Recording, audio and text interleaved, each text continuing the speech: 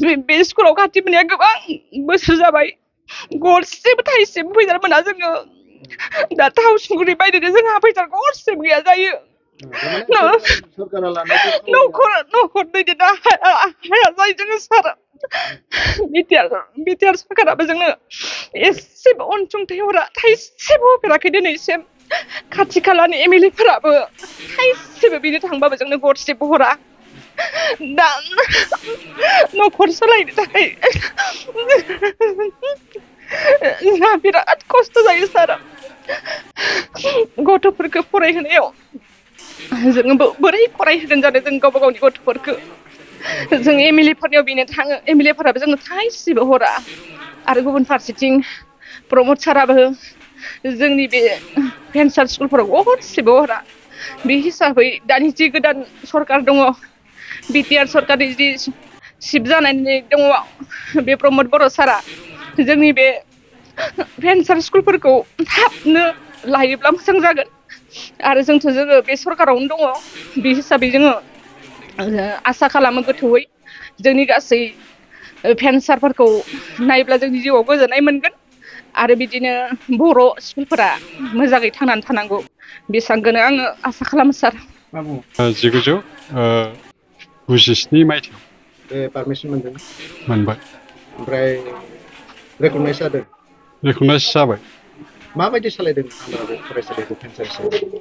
बे फरायसालिखौ माबानायावथ' गोबां खस्थ' मोनदों जों फोरोंगिरि हिसाबै बयबो न'खरखौ गारै गारै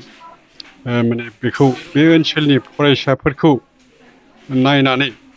बिथांमोननि हालोदखौ नायनानै जों बेवहाय जिहेथु बे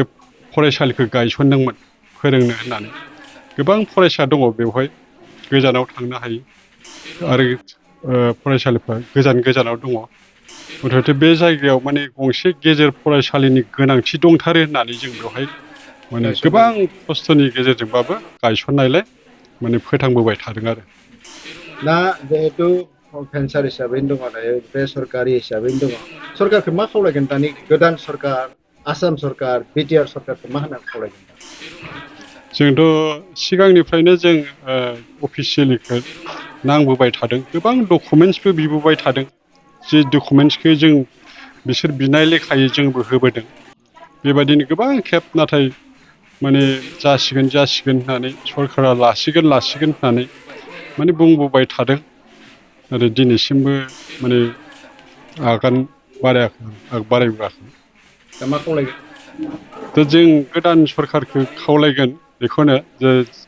जोंहा बिथांमोननि सायाव फोथायनाय दङ ओंखायनो जों माने आसा खालामदों बे नैबे फैबाय थानाय सम थाबैनो बे 2023 बे बोसोरनि गेजेरावनो माने सरकारफ्रा बे फरायसालिफोरखौ भेन्सार फरायसालिफोरखौ लागोन होननानै जोंहा गोथौयै फोथायनाय दं फारसेथिं बेराफारसेथिंहाय बिटिआर एकर्डनि गेजेरजों 6.3 दफाया दङ जाय भेन्सार फरायसालिफोर दं जाय कलेजफोर दं बेखौ माने सरकारि खालामनांगौ दासिमबो खालामाखै मा बुंनो बेथ'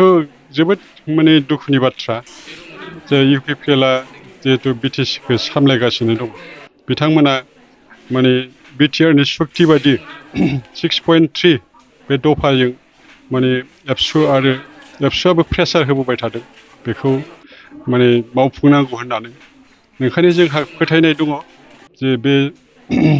बावैसो समनि गेजेरावनो बावैसो दाननि गेजेरावनो बे बर' मिडियाम गुबैयै बे फरायसालिफोरखौ लाजोबगोन होननानै फोथायनाय दं जोंथ' बिराद दुखु खस्थ' जों माबानानै फोरोंफैबाय थायो बिदिनो जोंथ' फोरोंनायाव जेबो खमि खालामा गथ'फोरखौथ' जों मोजाङै मोजां फोरोंहरबाय थायोआनो जोंनिफ्राय गोबां डिभिजन मारिनानै पास जालांनाय दं आरो दा जिहेतु भेन्सार दङ फरायसालिया बेखौ सरकारि खालामनो थाखाय मा खावलायो जों प्रमद सारनाव बेखौनो बुङो जेनेबा निट बेसिसै 6.3 दफायाव दंखायो नालाय दा जेसे हायो थाब